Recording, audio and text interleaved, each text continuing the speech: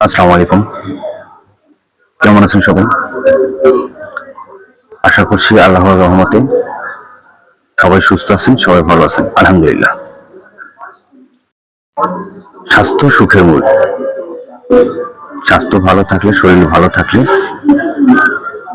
অনেক অসম্ভবকে সম্ভব করা যায়। আমরা কি খাচ্ছি, কি খাওয়াচ্ছি আমাদের ফ্যামিলিকে, আমাদের বাচ্চাকে, আমাদের ছোট্ট সোনাটাকে কি খাওয়াচ্ছি? খুব আদর করি, খুব স্নেহ করি, খুব মায়া করি, ভালোবেসে চিপস খাওয়াচ্ছি।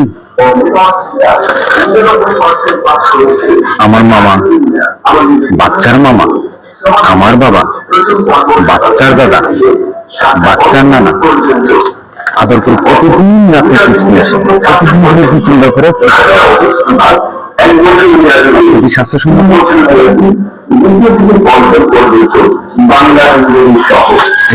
বাচ্চার স্বাস্থ্যের উন্নতি হবে। একবার ভাবুন তো আপনার বাচ্চা রাতে কান্না করতে পারে কিনা, একবার ভাবুন তো আপনার বাচ্চার গলায় তাবিজ আছে কিনা। গলায় যদি তাবিজ রাখেন, যে গুনাহ হবে সে গুনার কোনো ক্ষমা নেই। আর কান্না না করার মতো বাচ্চার স্বাস্থ্য ভালো হওয়ার জন্য প্রোটিনযুক্ত খাবার প্রদান করুন। কি খেলে ভালো হবে, কি খেলে অ্যান্টিবডি তৈরি হবে, প্রোটিন আছে, অবশ্যই খেয়াল করবেন, অবশ্যই জানবেন, শুনবেন, পরামর্শ নিবেন। আমরা যারা ফার্মাসিস্ট আছি তাদের কাছে পরামর্শ নিবেন। বাচ্চার যতই কান্নাকাটি করুক, বাজারে যে কান্নাকাটি করতেছে আপনি না কিনে দিয়ে পারতেছেন না, কান্নাকাটি করলে বাচ্চার কষ্ট হবে না, বাচ্চা মারা যাবে না, বাচ্চার ক্ষতি হবে না। কান্না করার কারণে আপনি যে খাদ্যগুলো বাজার থেকে বাচ্চাকে কিনে খাওয়াচ্ছেন, একবার ভাবুন তো তাতে কতটা ক্ষতি। কেন অভ্যাস করাচ্ছেন বাইরে খাবার খাওয়ার, কেন অভ্যাস করাচ্ছেন চিপস, আইসক্রিম, চকলেট খাওয়ার? প্রায় বাচ্চার দেখা যায় টনসিলের সমস্যা, টনসিল অপারেশন করতে হয় 10-12 বছর হওয়ার আগেই। কেন? ঠান্ডা খাওয়াচ্ছেন, ফ্রিজের পানি খাওয়াচ্ছেন, আইসক্রিম খাওয়াচ্ছেন, টনসিল বেড়ে যাচ্ছে, ঠান্ডা লাগতেছে। সবাই আমাদের যাদের বাচ্চা আছে, ঘরে সন্তান আছে, ছোট্ট সোনা, খুব আদরের সোনা, আদরের সন্তান,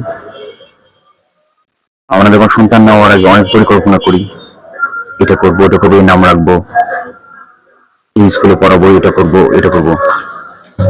অবশ্যই এইরকম পরিকল্পনা আপনাকে করতে হবে যেন আপনি বাচ্চাকে সুস্বাস্থ্যের জন্য যে খাবারগুলো প্রয়োজন এই খাবারগুলো প্রদান করতে পারেন।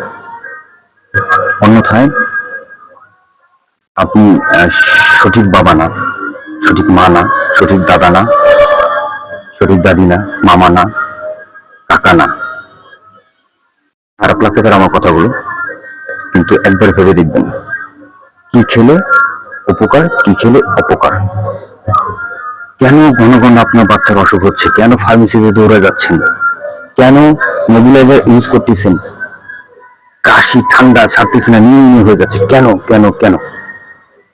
প্রশ্ন করুন নিজেকে, জানুন উত্তর আপনার মাঝে আছে, চেষ্টা করলে উত্তর জানতে পারবেন। আল্লাহ আমাদের সবাইকে বোঝা শোনা তৌফিক দান করুন, আমিন।